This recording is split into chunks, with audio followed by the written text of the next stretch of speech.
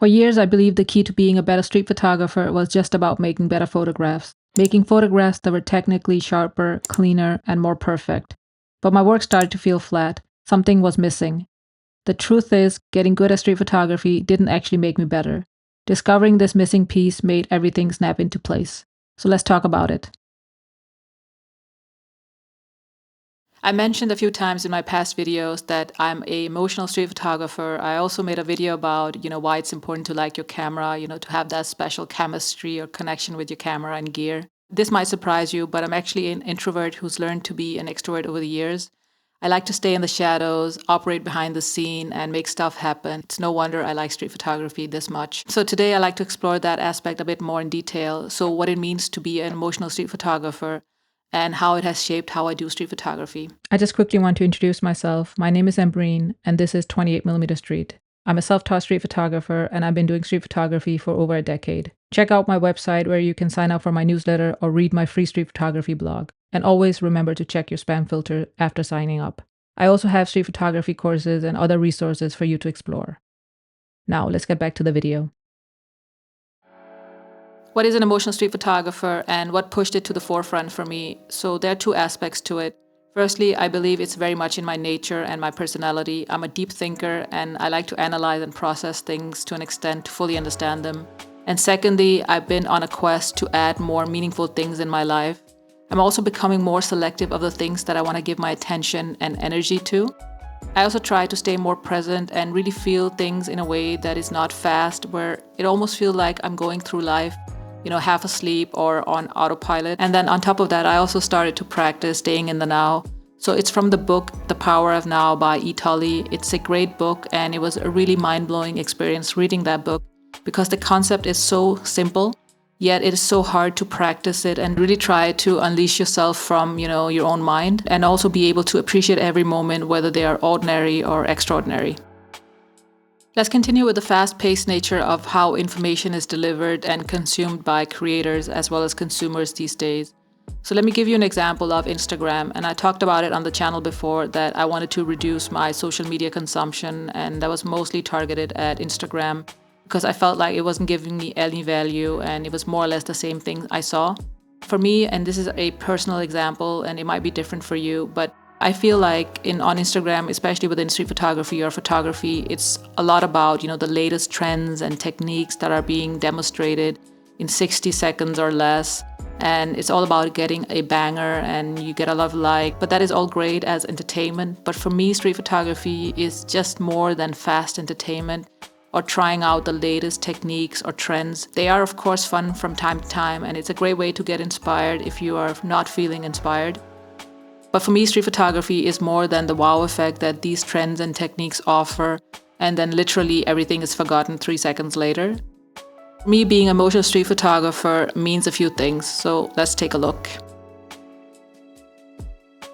So the first thing is that I think about street photography a great deal, and this is hardly a surprise if you've been following my channel and also considering this episode today.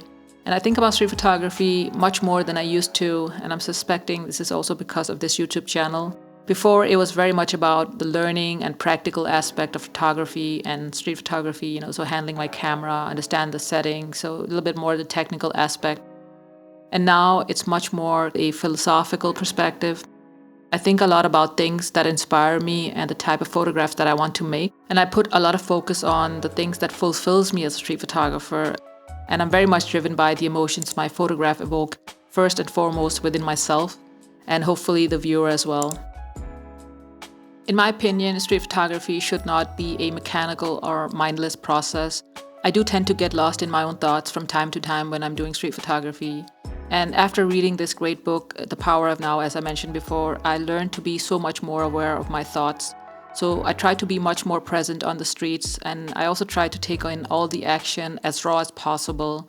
So I'm much more alert, or maybe even hyper alert, of my surroundings when I'm doing street photography. So the difference is that I'm much more aware when I'm drifting away and allow myself to center and try to stay in the now as much as possible, because that will get me the best results when I'm out there. Let's continue with number 2, so connecting with the streets. So first of all, being able to connect with the streets is key for my own motivation as a street photographer. I need to feel that pulse of the street where I'm walking and I'm photographing. And sometimes the streets can be very busy and chaotic, and sometimes they're just very quiet and boring, where there's literally no action at all. So there has to be that perfect balance. Maybe that's why I like to go to the same neighborhood, the same streets that I'm familiar with. And I also know what the type of personalities that I can capture a photo of. So it's just perfect for me and my temperament. So it's that special connection to the streets that I'm seeking that has that special pull on me as a street photographer. I like to observe my surroundings when I'm out on the streets, so sometimes I just spend a few minutes just observing and just seeing what's going on around me. This has been the best thing for me as a street photographer, to not rush the process. But the number one reason I tend to slow down is that I want to remember the moment that I made a specific photograph. So I want to be able to tell that specific story of how that photograph was made.